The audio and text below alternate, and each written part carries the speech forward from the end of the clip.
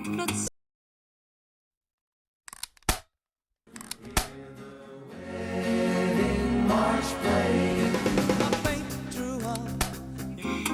plötsligt mindes jag.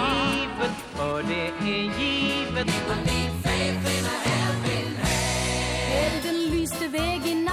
This is what we're going to launch. Her voice was fantastic. It's a star for tomorrow. That was the first gig with Benny. Remember that night very well. I want my best buddy with me, Björn Ulvaeus. And I said, okay, well, take him with you.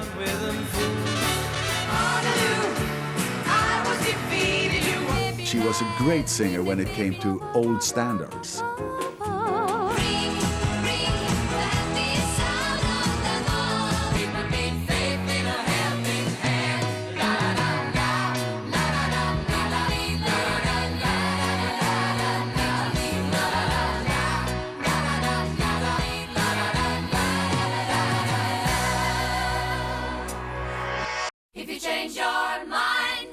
I'm the first in line. Honey, I'm still free. Take a chance on me. Well, I can dance with you, honey, if you think it's funny. 'Cause your mother know that you're right. And I can chat with you, baby. You can dance.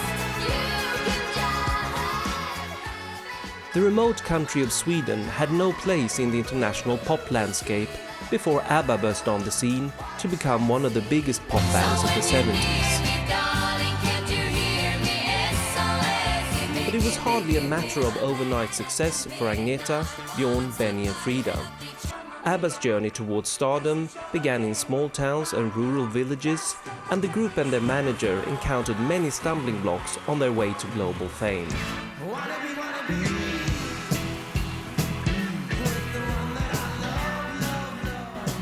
At the height of ABBA's fame, Björn Ulvaeus was a confident pop star who performed live in front of audiences from America to Australia. But his musical roots were far removed from the catchy pop tunes that caught the world's imagination.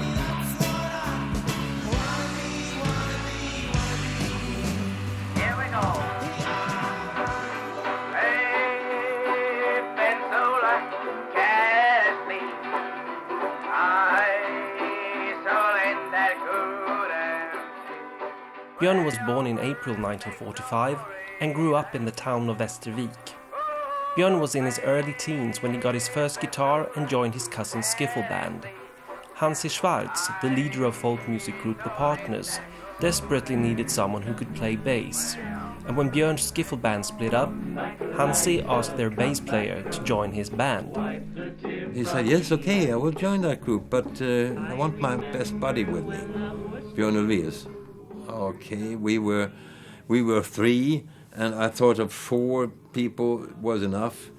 And I said, okay, well, take him with you. Come back, Liza, come back, girl. Wipe the tear from me eye. We became real good friends. That is, I think, something very special.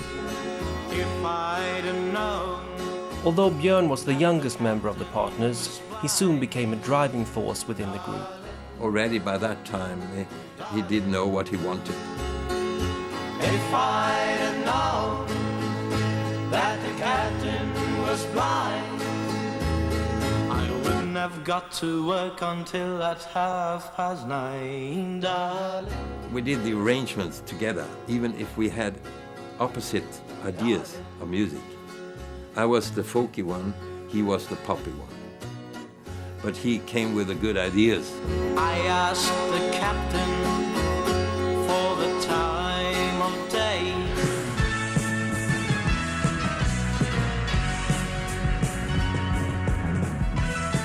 As one of Sweden's best-loved composers, Benny Andersson has colored his songs with everything from classical music to rock and roll.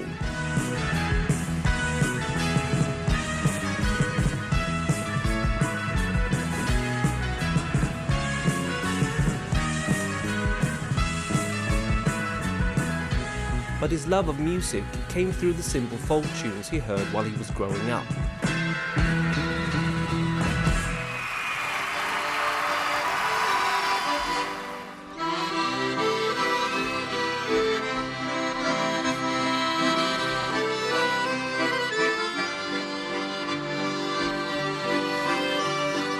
Benny was born in the capital of Stockholm in 1946. Benny's father and grandfather both played the accordion. When Benny was 6, he got an accordion of his own, and a few years later a piano. Music was everything for Benny. By 1964, he was 17 years old and playing the organ in a band that was going nowhere fast, but still had the occasional gig.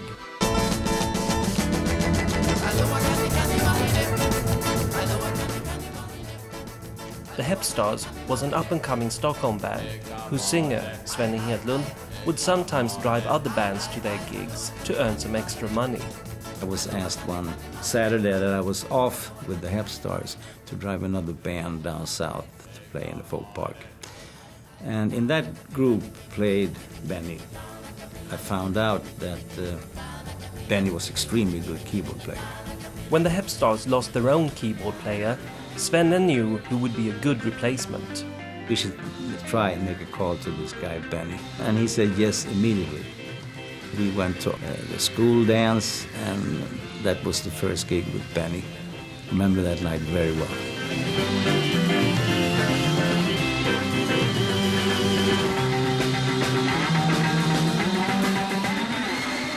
He came dressed up like a schoolboy, and we were more like mods. The Hepstars were already well known for their wild stage show, and despite Benny's well-mannered appearance, he got into the spirit of things even at that first gig. He had a lot of fun because he found out that we moved a lot, so he did. And finally, after he'd been in the group for a couple of months, he added to that organ a little carriage with wheels on, so we could be all around the stage with that organ.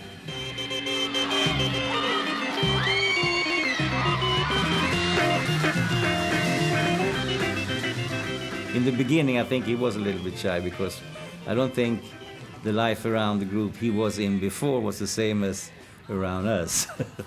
No more carefree laughter.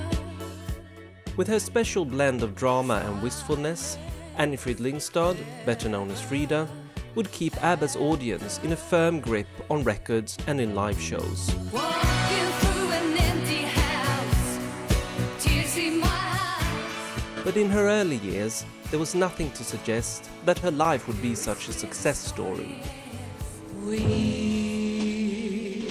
leave you, darling, in a drama. We kissed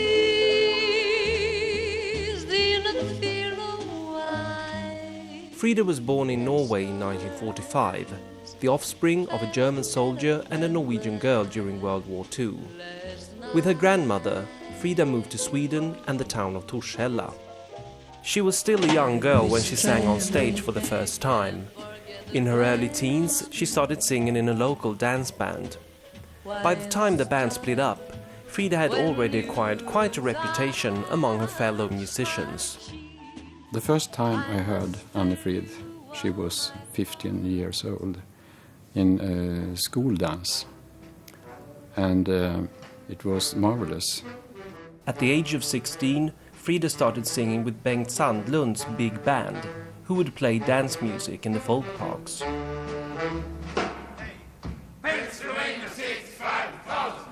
She was a little bit shy, but we didn't think of it because she was so professional. Look at me.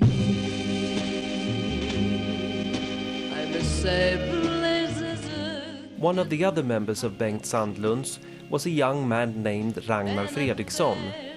Frida and Ragnar soon became romantically involved. When the big band split up, they joined forces with Gunnar Sandevärn to form a smaller combo. We rehearsed almost every day. She rang and said, "Gunnar, we have to rehearse. Are you coming?" Yes. She was wife, mother, and she sewed her own clothes. And we were playing almost every night.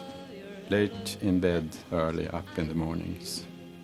These 2.5 years we played together were very hard. The band would appear at restaurants and folk parks, and each gig kept Frida fully occupied, even when she wasn't singing. I sat down with the piano and played some standards, and Frida sat down at the drums, took the vicious and You seem so far away, though you were standing near. You made me feel alive, but something died, I fear. I really tried. As the blonde singer in ABBA, Agneta Fältskog would captivate audiences across the world with songs that shifted between charming innocence and devastating heartbreak. But she started out as a singer and songwriter in her own right. So when you're near me, darling, can't you hear me? SOS. Jag vet att jag såg dig på stan igår. Du log och du tog min hand. Men sedan... Agneta was born in 1950 in the town of Jönköping. Agneta, whose father was an amateur cabaret performer, started playing the piano at the age of 5, and in her early teens she formed a girl trio with a couple of friends. The trio would appear in local cabarets and talent contests, sometimes performing Agneta's own songs. After her graduation, Agneta started working as a telephone operator. But music was her first love, and she jumped on the chance to become the vocalist in a local dance band called Band Enghatch. The first rehearsal with Agneta, everyone thought it was so easy for her to learn all the new songs. Att han är allt som du vill ha. Being the only girl in the band, Agneta had to learn how to handle a bunch of unruly musicians. It wasn't easy for Agneta to work together with 6 older musicians, but I think she was tough enough. För nu har jag bestämt mig, nu ska jag vara fri. Agneta was very popular and got a strong reaction from the male part of the audience.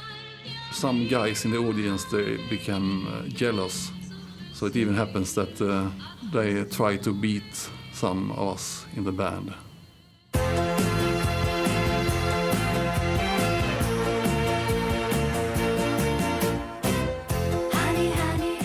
As ABBA's manager, Stig Anderson handled a multi-million-dollar business empire, guiding his protégés to global success.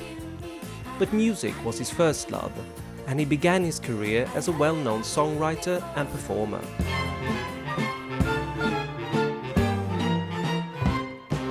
Vi skriver lördagskväll och Tivets flickans cell har vandrat... Stig grew up in abject poverty, circumstances that fostered an ambitious young man.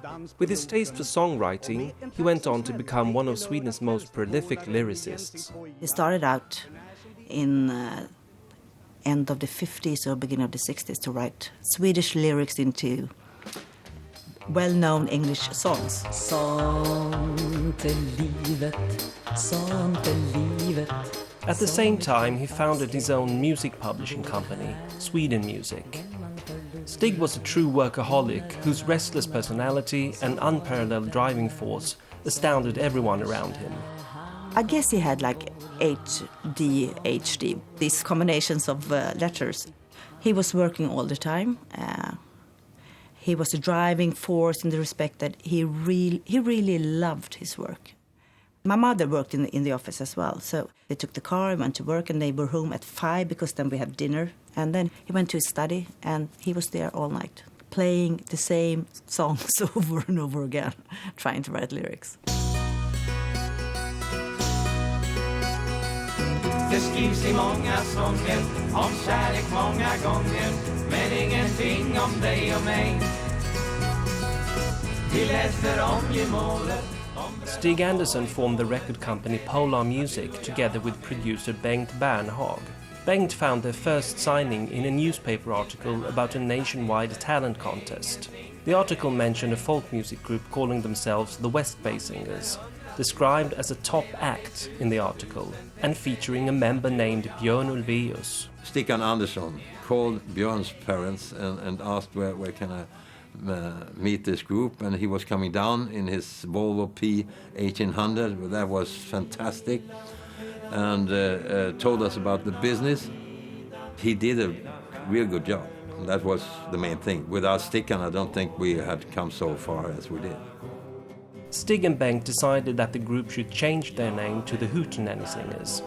This well-mannered alternative to the rowdy pop bands was an instant success in Sweden, notching up hit after hit. I think it was fantastic. It was so hard to understand that we were so popular, and we didn't ever understand that really. Vi läser om gemåler, om bröllop och idoler. Tänk dig det, att du och jag var med. Ja, tänk dig det, att du och jag var med. Immediately after their breakthrough, the Hootenanny Singers were caught up in Sweden's folk park touring circuit, sometimes playing several short gigs in one day. Och lycka dig affären, ingenting för dig och mig. We really love touring, but 5 gigs within 24 hours, packing up, playing, packing down, away, next job. It was too much working. It was crazy.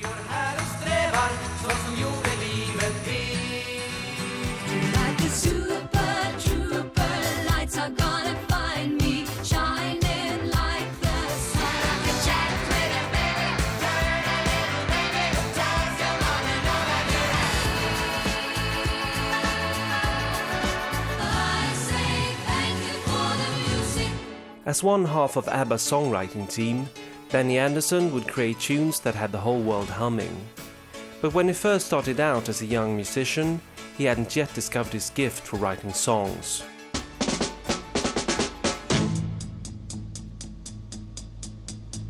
My baby drew up in a brand new Cadillac. In the spring of 1965, the Hep Stars, featuring Benny Andersson on the electric organ, achieved their breakthrough with a cover version of a song called Cadillac. When they performed it on a television show, they were catapulted to instant stardom.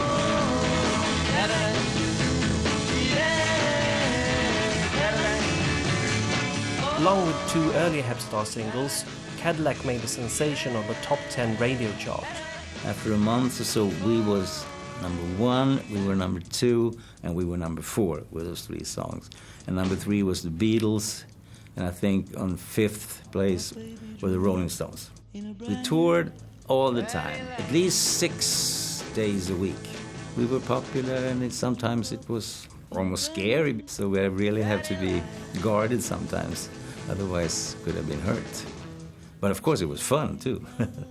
After the Beatles had shown that artists could write their own material, Benny decided to give songwriting a shot. He said he had a song to present for me and just to see if I liked it or not. And I came home and he played on his piano some kind of pop rock song. And there was no response. That's no response, no reply. I will convince you, at least I'll try. But the expression I must say, I did like. I really liked from the very beginning. Because I wasn't so sure that the song he was going to present was that kind of style. No Response became a huge hit for the band, but it was Benny's next songwriting effort that really turned into a life-changing moment for him. It all happened at a hotel in Norway. Benny asked the reception if he could borrow the piano at the restaurant because the restaurant was closed. So we went upstairs because we was going to play poker. And Benny said, "Please wait for me before you start.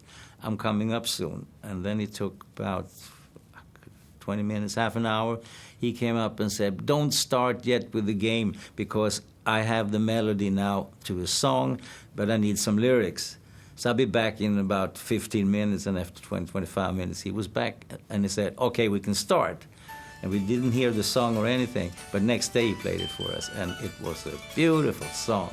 She's a sunny girl, a real girl, and no one can declare that she's something that I never needed, never want to care for. The number 1 success of Sunny Girl changed everything for Benny. The realization that he actually had a talent for songwriting and could make a lifelong career in music moved him to tears. He started to put a lot of work to wherever he were, and he found a piano. That was the start. She is faithful, ain't that all?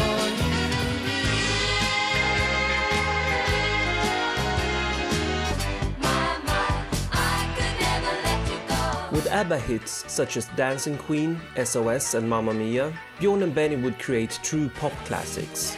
But their lifelong friendship and collaboration started under very modest circumstances. Never go playing round, don't get out of line. Never go running round, keep me feeling fine. A couple of years into the Hootenanny Singers' career, Björn started writing songs for the band. Although the tunes became hits, the other members didn't think much of them. Comme ci, comme ça. That was my opinion. Baby, those are the rules. When I listen to it today, I think it was better than I thought by that time. I think that was kind of a competition between us. I couldn't write songs, and I thought, why should he? Why can't he? Baby, those are the rules.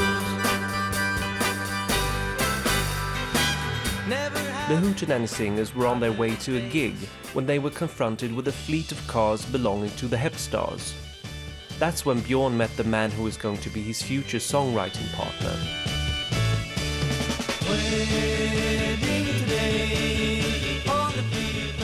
We couldn't almost meet, but we did, and it was very slow. So windows down, and it was the Hootenanny Singers. Come to our party in Linköping. The evening came, and we had a phone call from Benny. Well, we are in Linköping now. Where are you? And we said, we are in Linköping. There's a huge distance between Linköping and Linköping. But they came. Anyway, I think there was that night that Benny and Björn really met and put their heads together. And it was something special.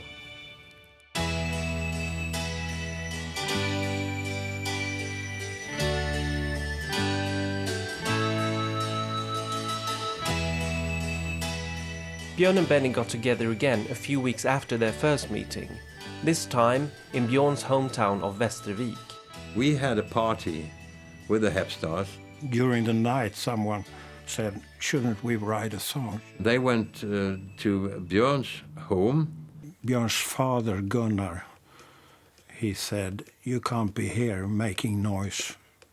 You had to go somewhere, otherwise I can organize, you can be at my office. There they put up the things. We have 2 amplifiers, a keyboard and a guitar.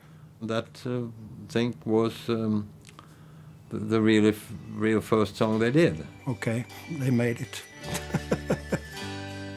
That first song was entitled Isn't It Easy to Say and was soon recorded by the Hepstars. It was my type of song because I really liked that kind of a little bit of classic style. She's leaving today. What could I say? My Lord, how I miss her. It was a waltz in a way. The melody is so good. Healing my wounds and the treetops. A typical Benny and Björn number. Isn't it easy to say I'll go my way? Am I the first one to pray that she will stay? They were close enough, Fernando. Every hour, every minute seemed to last eternally.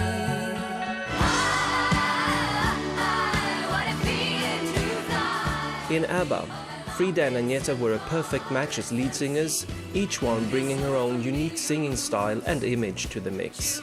But when they first achieved national fame as solo artists, they came from 2 different worlds. There's only emptiness, nothing to say.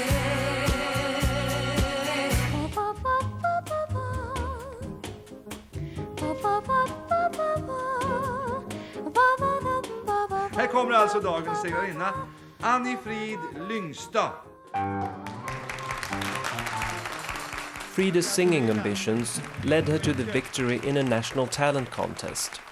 and the arrangers had a big surprise for her.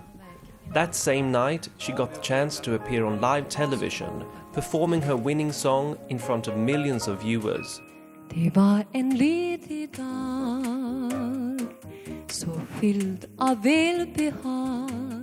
I think she was a little bit tired of playing dance music and that she wanted something more. I felt it all the time, that she was meant for bigger things. Denna sköna dag, en härlig ledig dag.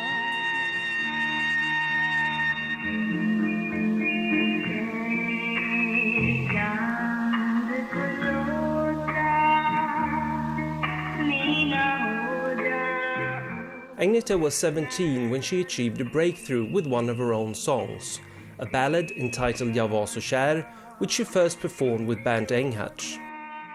All the feelings in the song are very honest. You can feel that she means what she sings.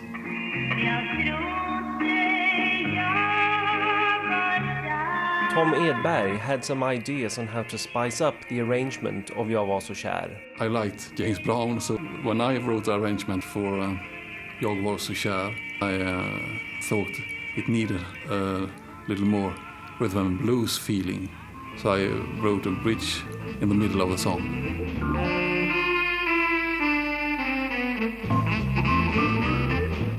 I'm not sure that Agneta liked that bridge at all. A demo tape reached the Kupol record label. The producers felt that Agneta had something special. This is what we're going to launch. It's a star for tomorrow. Her voice was fantastic. And in my opinion, it was the biggest star at that time in Sweden.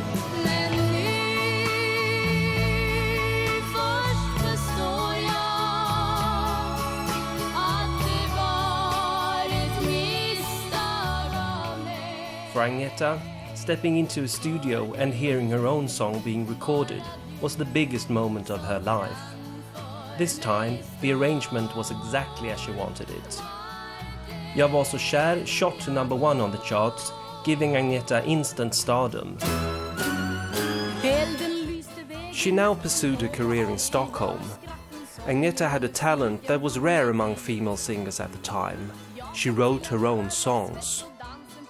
As she wrote the music herself and sang it herself, it was a double happiness for her. She had really high demands on herself. If the public likes my music, I'm happy. And that's a basic thinking for Agneta. Agneta's sense of purpose sometimes came as a surprise to her new friends in show business. I thought she was like a little sweet, soft thing before I met her. But she was really tough, and she was da-da-da-da.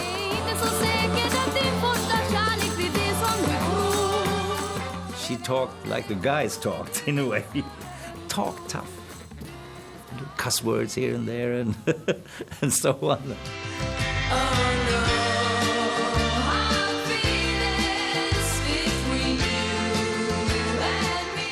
ABBA famously consisted of two romantic couples, and their feelings for each other rubbed off on their love for creating music together.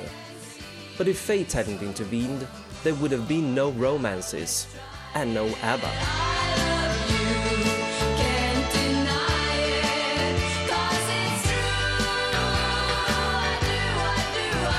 Här går vi tillsammans för 5 timmar sedan, så visste jag inte ens du fanns. Det var i naturen, vi möttes i vimlet. Björn and Agnetas first meeting took place one night when they were both on tour. She was playing in the same folk park. He knew that she sang very nice, and he wanted to meet her. That was the first meeting. When Agneta went to visit the Hootenanny singers in their dressing room, she was in for a bit of ribbing from the evening's headliners. We were stars, we think. We said, you can't be in our dressing room because this is our room. You can be outside. but it was a joke. Solokvist kan jag elpist dig gå genom livet, för det är givet att en svensk sjöman. A year later, Björn and Agneta met again when they took part in the same television special. This time there was an instant click, and before long they were living together. Allting du ger mig, du är så underbar. Om jag nu ber dig, så stannar du väl kvar då aldrig mer nej. Ska vi gå... The talent contest victory gave Frida a recording contract. After a few years, her marriage ended and she moved to Stockholm, where she started working in a cabaret act featuring pianist and entertainer Charlie Norman. When she came to the first rehearsal, I was there too. So I know that from the first note she sang, I know from that note and on, it was no hesitation from my father's side. She was in another league. Beautiful, easy-go-lucky, close to laughter. It was a laughter like this, hanging in the air all the time. And she has the most amazing laugh. This number just came up that she should be Diana Ross and that Hasse and I should be the rest of the Supremes. Baby love, min baby love, jag missar dig och att kissa dig. During her time with Charlie Norman, Frida still kept in touch with her musical roots. It was just one of those things. But she still didn't make a true connection with Swedish record buyers. In the flurry of verse. I would say that she was in the twilight zone between jazz and schlagers, light melodies. She was a great singer when it came to old standards, the standard songs from the 40s. She wasn't into pop or rock or anything like that during those years. For whatever my man is. In my opinion, she didn't have a personality in her voice until she joined ABBA.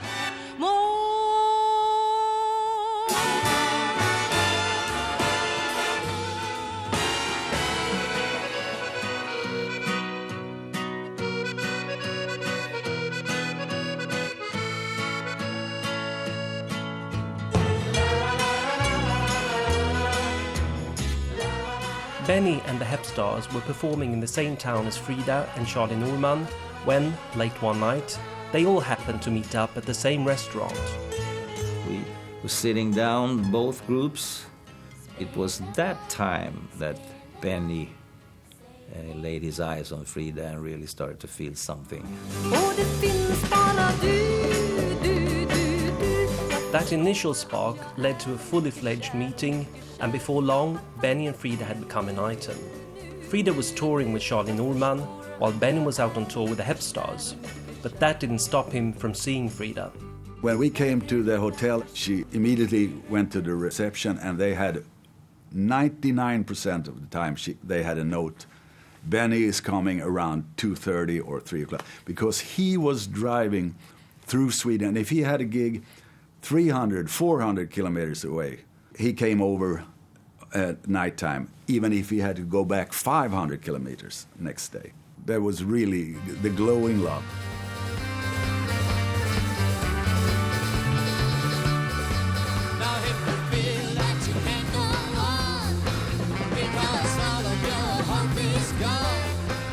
Benny and Frida's romance coincided with the collapse of the Hepstars, who were tangled up in tax problems and musical differences. Some of the band, including Svenne's wife Charlotte, who was now a Hepstars member, wanted to try a new direction. We did a lot of, I think you could call it like a pop cabaret. Me and my wife, Benny, we really liked that. The other three didn't like that concept so very much, so we went separate ways. Björn and Benny joined forces with Sven and Charlotte on a cabaret tour. And they weren't alone in the tour bus. Agneta and Frida was touring with us. We felt that they were in the group, but they were not on stage. But they were always together with us. Like a super trooper, lights are gonna find me, shining like the sun. At the top of their game, ABBA were a household name all over the world, as well as a finger on the pulse pop band. But as a foursome, they began in a less than successful venture that almost meant the death of the group. Vi lever med jäkt och stress. Det kan ingen doktor hjälpa. Att folk börjar bli rätt less. Det kan ingen doktor hjälpa. The two couples put together a cabaret show of their own. Entitled Festfolk, the name had the double meaning of party people and engaged couples. The lame pun was somehow symbolic for this type of show, where most of the material was written by outside people. There should be some kind of fun lyrics that should start and tell a story, and there should be some kind of ha-ha-ha gimmick in the end of the song in the lyrics. Festfolk failed to attract an audience, turning out to be a big flop. I think we all, after a while, we got tired of that kind of concept and went back to the roots. And I think that's what happened with them too. They didn't do any more of that, them pop cabarets. Around the time of the cabaret show, Björn and Benny released the hit single Hej gamle man, featuring their fiancés on backing vocals. It was the first time that the four future ABBA members recorded together. Hej gamle man, kan du visa oss den väg som vi ska gå? För att få komma dit som vi vill nå. Vackert väder som genom Guds försyn. Över träden hänger solen högt i skyn. Hör du klockorna ringer över byn. Det ska ställas till med bröllop. In the summer of 1971, Björn and Agneta were married. Despite the location in a small town in the south of Sweden, the event became a major attraction. It was like a rock concert, I would say. It was a lot of people around. After the wedding, I remember the audience stand outside the hotel and everybody was out at the balcony and they said, sing something, and everybody was there and it was very, very funny. The head of the community should give a prize and say thank you for you come to Vittsjö in Sweden and get your marriage here. And he was so nervous. I stood next to them because I was some sort of bodyguard. And he gave the prize to me, and that was a very funny thing. Both Björn and Agneta were laughing like hell about that. He took the wrong guy. But on the day after the wedding, a dark cloud descended upon the happy congregation. Stig's partner in Polar Music had died. We got some sad news. We heard that Bengt Bernhag, our producer, has passed away. And that was a terrible thing to hear in the morning after all this happiness. Bengt had been ill for very many years, so it wasn't a surprise in that respect. He was the mentor for Björn. Bengt was. My father, he was one of his dearest friends. So everyone was crying. It was really, really sad. Stig Anderson started immediately to work as he always used. So he suddenly said, I need a new producer. And he offered Björn that job. And Björn says that, I can't take that myself. I need Benny too. So we had to be two. And then Stig says, I can't afford two of you. And then I remember Björn said, but he can take half of my salary. So it's 50-50, but it has to be both of us, otherwise no way. Björn and Benny spent the first few years of the 70s writing songs and producing everything from church music to children's records. They must have been working all the time. They still were working with Hootenanny Singer, with lots of artists. So I really can't understand how they managed to do their ABBA work, which was the real good thing coming out.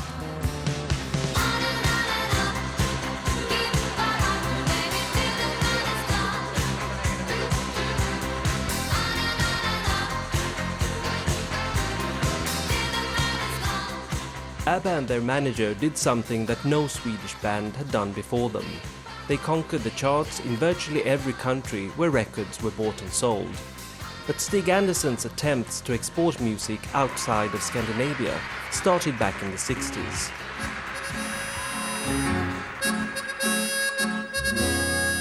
Gabriel, I sure love you, sure as heavens above you. While I'm gone, I'll dream of you fairly well, Gabriel. Like many other bands in the 60s, the Hootenanny Singers dreamed of making it outside Scandinavia.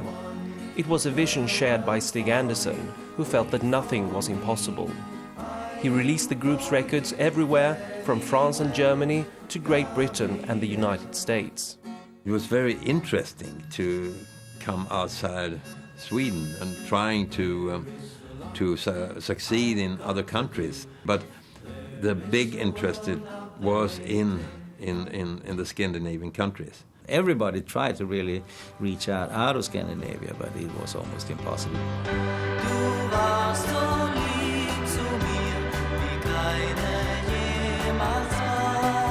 It was supposed to be English groups, artists, and from the United States. They were the only one that had a chance to make a worldwide hit. Stig never gave up trying to break his artists abroad, and ultimately it paid off. Look at the way that she smiles when she sees me, how lucky can one fellow be? Bjorn and Benny had written the music for a soft porn movie. Through Stig's efforts, a song from the film entitled She's My Kind of Girl became a major hit in Japan. Suddenly, the door was open to more English-language pop songs. She's just my kind of girl, without her I'm blue.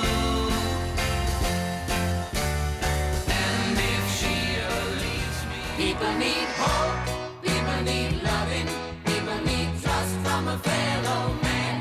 People need love to make a good living, people need faith in a helping hand.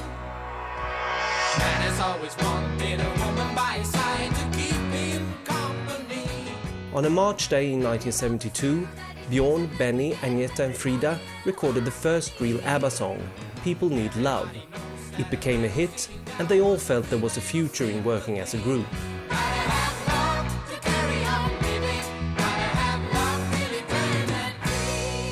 Much of Bjorn and Benny's creative work took place in a small cabin, which they had turned into a songwriting studio.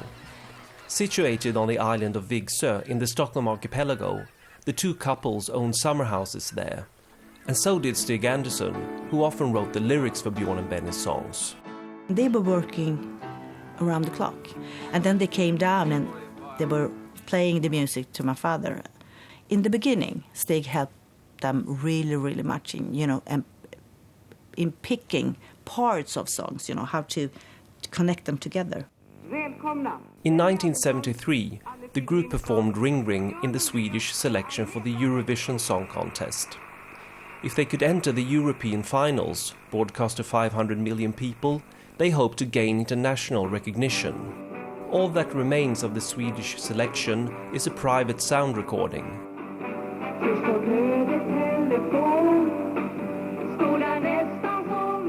For the group, the broadcast was marked by tense nerves. Agneta was highly pregnant and was due to give birth any day. But to their great disappointment, they only finished third in the contest. It was strange that Ring Ring didn't make it at that time, because everybody thought it would be the hit. But I remember my father saying that it was because there was an expert jury, and he hated those experts. Ring Ring was still the biggest hit in Sweden that year, and it was a groundbreaking recording. Inspired by American record producer Phil Spector, ABBA and their sound engineer Michael Chetov had created their own wall of sound. With overdub piano and guitar. So we played it twice. And that was Mikael B. Chetov's idea, and he changed the speed a little bit on the tape recorder. Without his work, it would never have sounded like it did.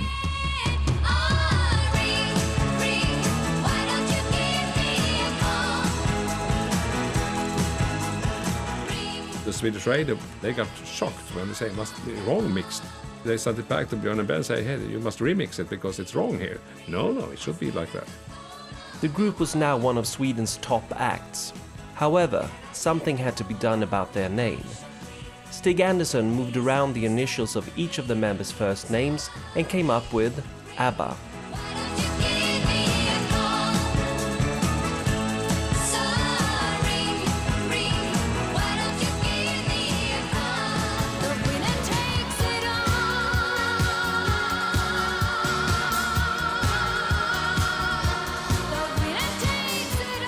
By the end of their career, ABBA had become a mature, sophisticated group that weren't afraid to confront the darkness of Cold War politics or the devastation of failed personal relationships. But when they started out, their music was all about joy and innocence.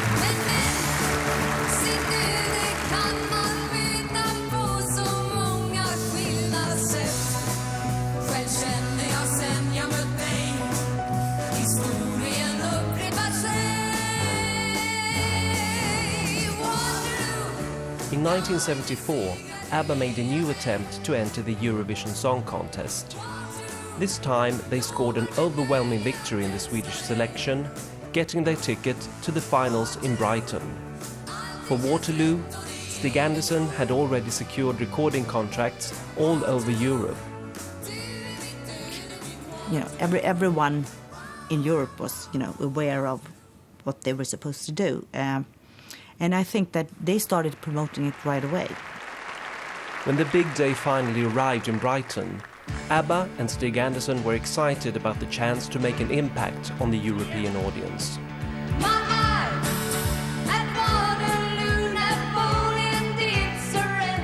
I don't think that anybody was so sure about their winning in Brighton. I was 300% sure that they were going to win.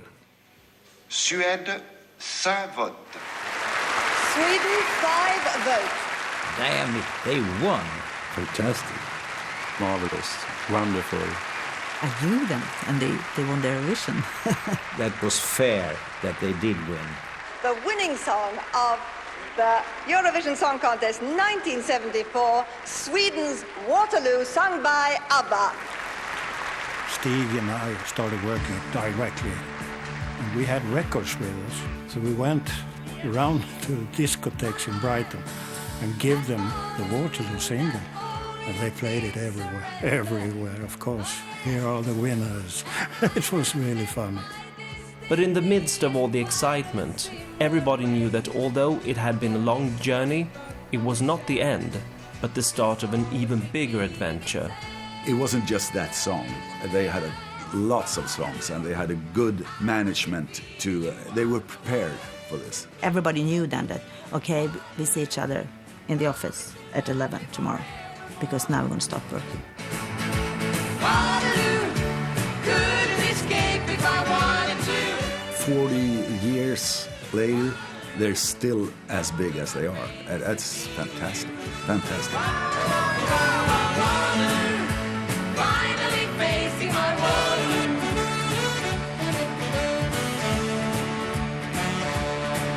My, I tried to hold you back, but you were stronger. Oh yeah, and now it seems my only chance is still another fight. So how could I ever refuse? I feel like I win when I lose. Waterloo, I was defeated, you won the war.